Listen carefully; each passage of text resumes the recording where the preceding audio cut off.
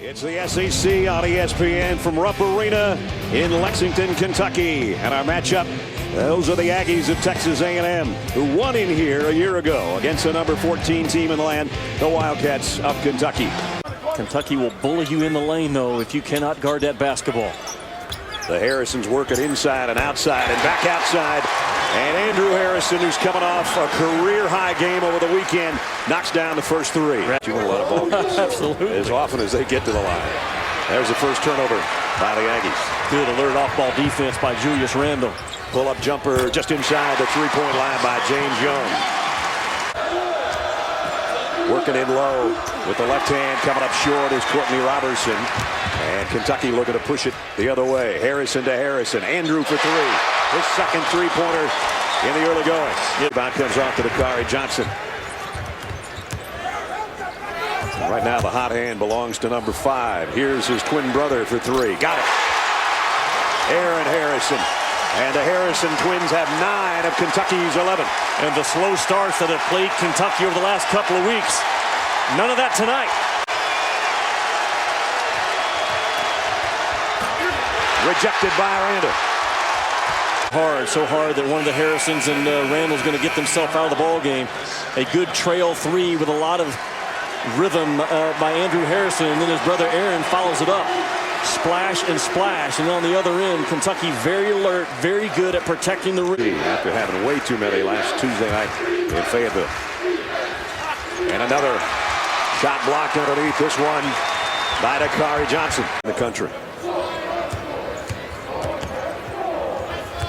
Poitras on the drive. Nice move and strong to the rack. Yeah, a power touch for Poitras and a power play. Very good off that 1 or 2 bounces from the elbow. Harrison down. Well, John Calipari's core, he's a get the ball around the basket coach, which also results in how many. Yeah, we've still got 12:50 remaining in the first half. Inside, nice little lay-in for Julius Randle. That's his first basket. Andrew Harrison. And inside to Johnson.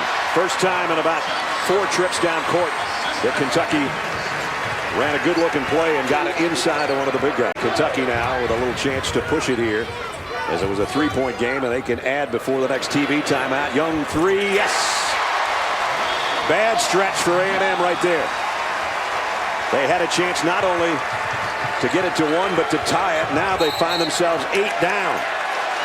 That's what you don't want to do in this building. Has to be a rim protector and an active on-ball defender, and he was not. Randle up off the window. Strong drive by Julius Randle. He's got 6, and the lead swells to double digits. Missouri tonight, so they're 3-2. If you missed the standings at the beginning of the game, couple surprises in there. Block shot by Poitras with 7 on the shot clock. Good offense by Texas A&M. They actually got to the 3rd side of the floor. Jamal Jones. And now the Aggies have to be aware of that shot clock. I'm sure Caruso, if they hadn't hit the threes, we'd have a tie game right now. That's the difference in the ball game. The threes that Harrison twins have hit. Here goes another one. And that one goes for Polson. So just on cue, talking about threes, he stretches it back to a 10-point game again. Off, this is the game clock in the final 15 seconds. Andrew Harrison on a runner. Got it. Brad, he can just bully you into the lane is what Andrew Harrison is starting to do. When he goes downhill, he's at his best.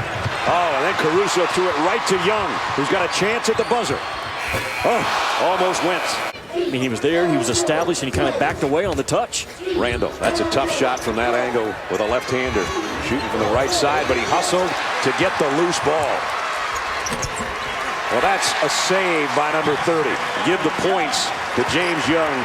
Give the hustle to Julius Randle. At a place like Kentucky, Brad, they're dealing with that kind of stuff. Yeah, that's a problem you have when you have a whole bunch of McDonald's All-Americans on your squad. Poitras with a block shot.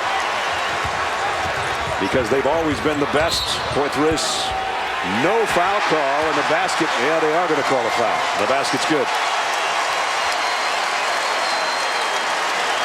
He allows Kentucky to play big when he slides Randle and Willie Cauley-Stein together, and you play him at the 3, or they can play small, and he has been playing his best basketball as a Wildcat lately. Very aggressive, very explosive, trying to power everything. And in that zone, just passing guys off on the perimeter. Kentucky needs to attack it. The gaps. Woo! Well done. Well done. Mr. Poitras. Hello. Airmail time coming up right here. Well, that is definitely SC top 10 nominee. It all starts, though, with the drive through the nail. Kentucky fans will love that. The drive through the nail by A&M in their wing series, Brad. Dribbling the ball at the wings. If you overplay, a backdoor cut. Nice defense by Johnson. Outlet to Poitras. Lob to Randall. And he lost it going up, and that was Caruso that got in the way. He did. Villanova just got to shake that thing off and go on. Yeah, forget it. Young for three. Speaking of threes, it hit the side of the backboard and almost went in. And now just a muscle job by Dakari Johnson. He just flat out muscled everybody. Brad, his numbers are going to grow now going forward. I think.